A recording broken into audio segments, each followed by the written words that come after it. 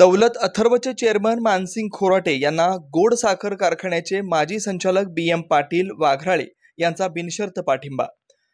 हलकर्णी तालुका चंदगड येथील दौलत साखर कारखाना कार्यस्थळावर शेकडो कार्यकर्ते 50 गाड्यांच्या ताफ्यातून दाखल झाले आणि राजकीय वातावरणात दौलत अथर्वचे चेअरमन मानसिंग खोराटे यांना बिनशर्त पाठिंबा जाहीर केला। गडहिंग्लज गोडसाखर कारखान्याचे माजी संचालक BM पाटील वाघराळे यांनी हा बिनशर्त पाठिंबा जाहीर केला। यावेळी मतदारसंघाचा शाश्वत विकास करायचा असेल आणि रोजगार निर्मिती व्हायची असेल तर दौलत अथर्वचे चेअरमन मानसिंग खोराटे यांच्याविषयी पर्याय नसल्याचं गडहिंग्लज गोडसाखर कारखान्याचे माजी संचालक BM पाटील वाघराळे म्हणाले। आजपर्यंत मतदारसंघात फक्त कंत्राटदार ठेकेदारांचं हित जोपासलं गेलं असं बोलून BM पाटील यांनी भौतिक सुविधांसह मतदारसंघाचा शाश्वत विकास करण्याकडे दुर्लक्ष झाल्याचं स्पष्ट केलं। मतदारसंघातील तरुणांसाठी आज रोजगार निर्मिती गरजेची आहे, त्यामुळे मानसिंग खोराटे यांच्यासारख्या दूरदृष्टीच्या नेत्याच्या पाठीशी ताकद लावण्याची गरज आहे। केवळ आणि केवळ मतदारसंघाचा, त्यात चंदगडसह गडहिंग्लज आणि आजरा भागाचा सर्वांगीण विकास व्हावा यासाठी हा बिनशर्त पाठिंबा देत असल्याचं BM पाटील म्हणाले।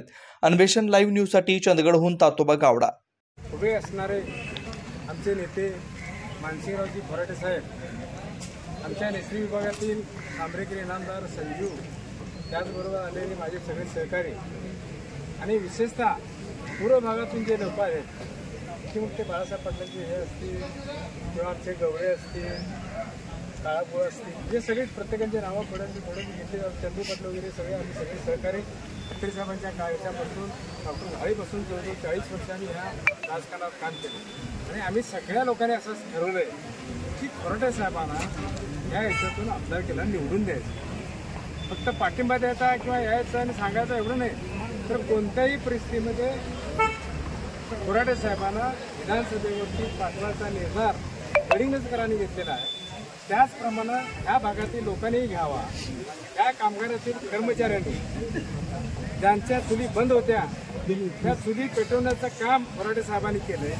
या शेतकऱ्यांच्या जीवनामध्ये आनंदाचा क्षण आणण्याचं काम खोराटे साहेबांनी केलं। त्याचप्रमाणे गडहिंग्लज तालुक्यातील सुद्धा कामगारांना त्यांच्या परिणाम पुढं भविष्यात काय मदत करतील किंवा काय, हा भाग वेगळा आहे, परंतु आमच्या एकूण चंदगड विधानसभा मतदारसंघामध्ये ह्या सगळ्या क्षणात खोराटे साहेब सार्वजनिक जीवनातले असू देत, राजकीय असू देत, कर्मचारी, तरुण वर्ग असू देत, शेतकरी असू देत, महिला मंडळ असू देत, वेगवेगळ्या समाजातील घटक असू देत, सगळ्यांना समाविष्ट करून घेऊन ते आपली वाटचाल करणार। आम्ही सगळेजण पूर्वी त्या ह्याच्यातले काँग्रेसचे लोक आणि आमचे जे आता इथे जे सगळे सहकारी आहेत ह्या सगळ्यांना बघितल्यानंतर मला एवढा आनंद वाटला।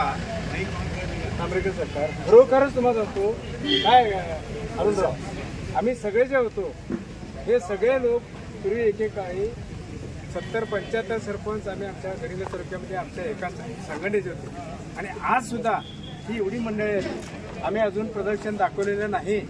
माझ्या जिल्हा परिषद मतदारसंघातून सुद्धा मला आणायची म्हटलं तर 1000-1500 लोक मी घेऊन शकतोय, परंतु लोक आणण्यापेक्षा प्रत्येक गावातनं मतं कशी करायची, मतं कशी मिळवायची ह्या संदर्भातला आपला विचार झाला पाहिजे।